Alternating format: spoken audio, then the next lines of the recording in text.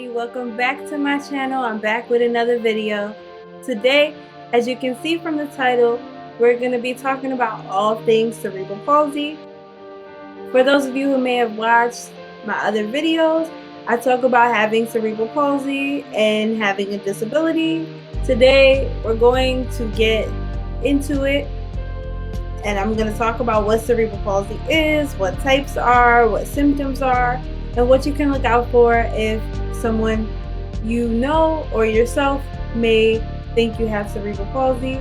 I do want to make a disclaimer. I am not a doctor, and this is just general information. This is really brief. Cerebral palsy is very diverse, and there's a lot more information that I'm going to share in this video. So if you think that you or someone you love may have cerebral palsy, I definitely encourage you to reach out to your doctor so that they can do an individualized assessment and determine whether or not you or your loved one has cerebral palsy and figure out what might be the best treatment plan. Cerebral palsy is a brain malfunction or brain injury that typically can happen before, during, or after birth. Cerebral palsy is an umbrella term that describes basically impairment with motor function. Cerebral means brain and palsy means difficulty with motor. A lot of the information I'm going to be discussing today can be found on the Centers for Disease Control or Prevention website or cerebralpalsy.org. Cerebral palsy is rare, with only about 200,000 cases per year. However, if a person has a disability that affects the motor movement, most often than not, it is classified as some type of cerebral palsy.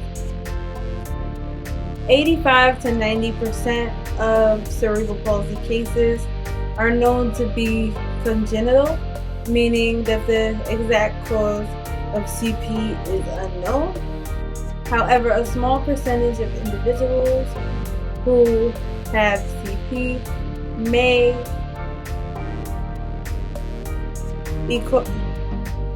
be caused by a damage that occurs to the brain 28 days after birth, and this is called acquired CP. It is usually associated with an infection such as meningitis or a head injury.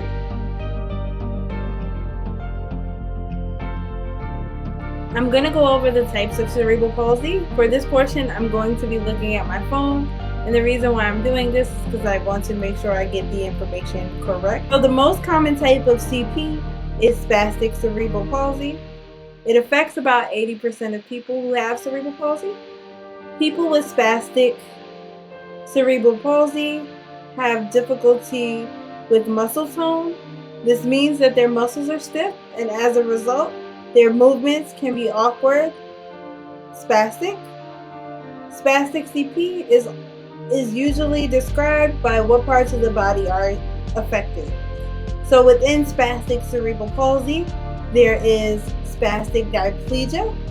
In spastic diplegia cerebral palsy, muscle stiffness is mainly in the legs, with the arms less affected or not affected at all. People with spastic diplegia may have difficulty walking because of tight hip and leg muscles, which can cause their legs to pull together, turn inward, or cross at the knee. Another type of spastic cerebral palsy is spastic hemiplegia. This type of CP affects only one side of a person's body. Usually the arm is more affected than the leg. The next type of spastic cerebral palsy includes spastic quadriplegia cerebral palsy. Spastic quadriplegia is the most severe form of spastic CP and affects all four limbs, the trunk or the torso, and the face. People with spastic quadriplegia usually cannot walk and often have other developmental disabilities such as intellectual disabilities, seizures, or problems with vision, hearing, or speech. Another type of cerebral palsy is known as dyskinetic cerebral palsy. People with dyskinetic cerebral palsy have problems controlling the movement of their hands, arms, feet, and legs, making it difficult to sit and walk. The movements are uncontrollable and can be slow and writhing or rapid and jerky. Sometimes their face and tongue are affected, and the person has a hard time sucking, swallowing, and talking. A person with dyskinetic CP has muscle tone that can change, varying from too light to too loose, too tight, to too loose, and it can change from day to day. Another type of CP is called ataxic cerebral palsy. So people with ataxic CP have problems with balance and coordination. They may be unsteady when they walk. They may have a hard time with quick movements or movements that need a lot of control, like writing. They might have a hard time controlling their hands or arms when they reach for something. And the last type of cerebral palsy that I'm going to mention today is mixed cerebral palsy. Some people have symptoms of more than one type of CP. The most common type of mixed CP is spastic dyskinetic CP.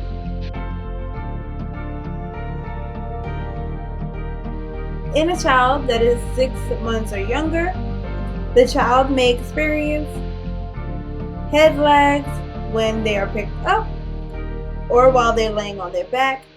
They may feel stiff, or they may feel floppy, or they may feel like they're pushing away from you when they're cradled in your arms. And when you pick them up, their legs may get stiff, crisscross, or scissor.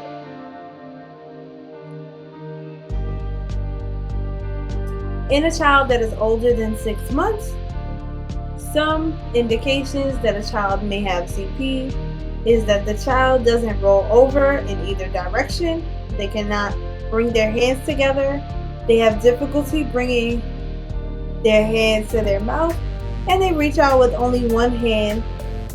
In a baby that is older than 6 months, they may experience the following symptoms. They crawl in a lopsided manner, pushing off with one hand and leg while dragging the opposite hand and leg. They scoot around on their butt or hop on their knees. They do not crawl on all fours. So the first level is determining whether the child is meeting their milestones, such as walking, talking, crawling. The second level is determining whether the child has any developmental delays, like if they have a learning disability, or again, if they're having difficulty walking or talking and things of that sort. And the third level is to do developmental and medical evaluations to see what specific difficulties or medical conditions the child may be experiencing.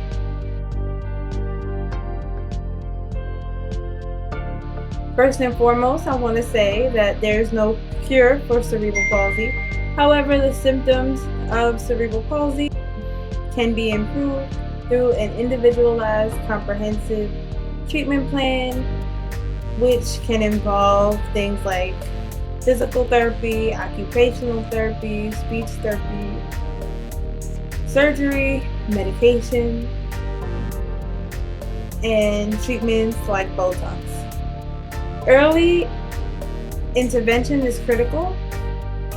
Determining whether or not your child has CP at an early age allows them to begin treatment as early as possible, and it can help them to lessen the symptoms and make life easier for the child. Both early intervention and school age services are available through our nation's special education law, the Individuals with Disabilities Education Act, also known as the IDEA.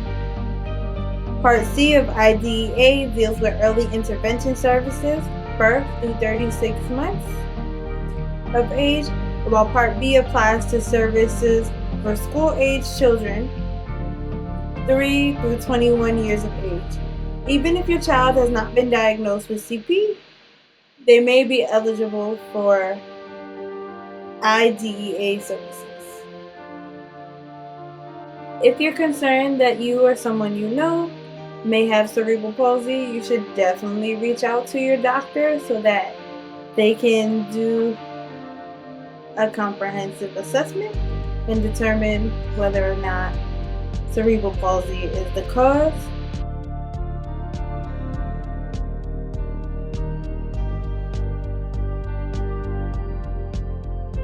I was diagnosed with cerebral palsy at the age of 2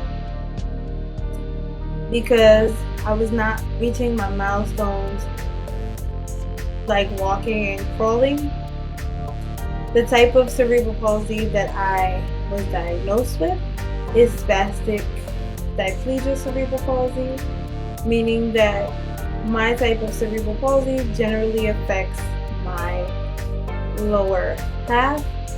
However, because mixed cerebral palsy is really common, I also do have difficulty with tone and tightness generally in the left side of my body. I have difficulty with hearing. I suffer from hearing loss. I have vision problems. I have difficulty seeing from far.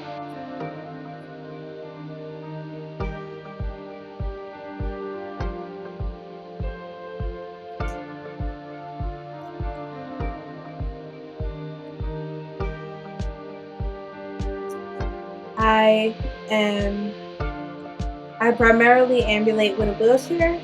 However, I am also able to use a walker and crutches and can walk with minimal assistance with the help of someone's hand. Some of my treatments throughout my life have included early intervention programs, physical therapy, occupational therapy, speech therapy, surgeries, Botox, pretty much the gamut.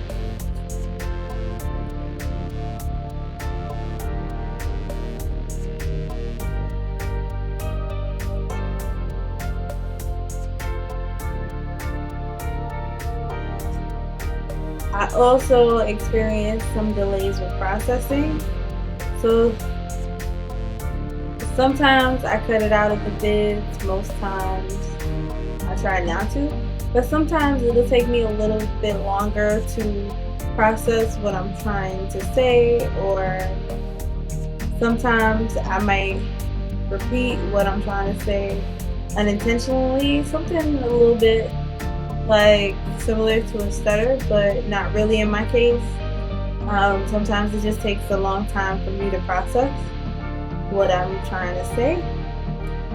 Also, sometimes movement is difficult for me. I hope to share more of my story and my journey with cerebral palsy. Like I said, as I try to live my best life through my videos. That is all for today. I want to thank you so much for watching. I hope you enjoyed. I hope you learned something new. If you or someone you know might be experiencing cerebral palsy, I encourage you to reach out to a doctor. Before we go, if you could please subscribe if you like what you see. Share, comment, let me know what you thought.